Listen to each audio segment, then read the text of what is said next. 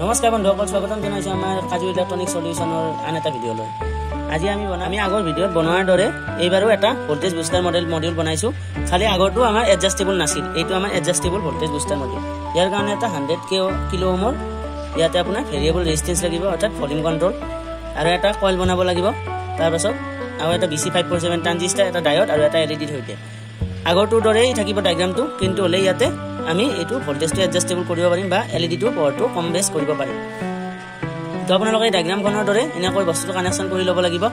ইয়াতে এটা BC547 ট্ৰানজিস্টাৰ আৰু এইটো 7 টাৰ্ণ এটা লুপ উলিয়াই আকৌ 7 টাৰ্ণ এটা দিব লাগিব। তাৰপাছত 1.5 ভোল্ট বেটাৰীৰ সৈতে আমি 3.7 ভোল্টৰ LED এটা ইয়াতে গ্লো কৰিব পাৰিম।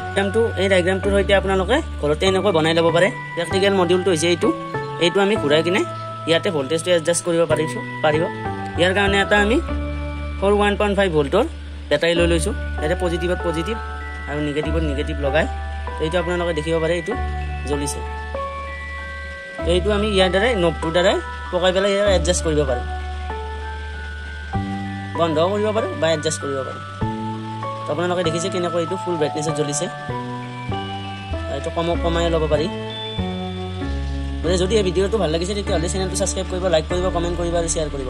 আপোনালোকে এনেকুৱা ধৰণৰ প্ৰজেক্ট ঘৰতে বনাই ল'ব পাৰে। এই ডায়াগ্ৰামটো যদি আপোনালোকে এইটো বনোৱাটো ডিটেইলছত বিচাৰে তেতিয়াহ'লে আপোনালোকে এইটো কমেণ্ট কৰি জনাই দিব, আমি ইয়াৰে লং ভিডিঅ' বনাই দিম। ধন্যবাদ।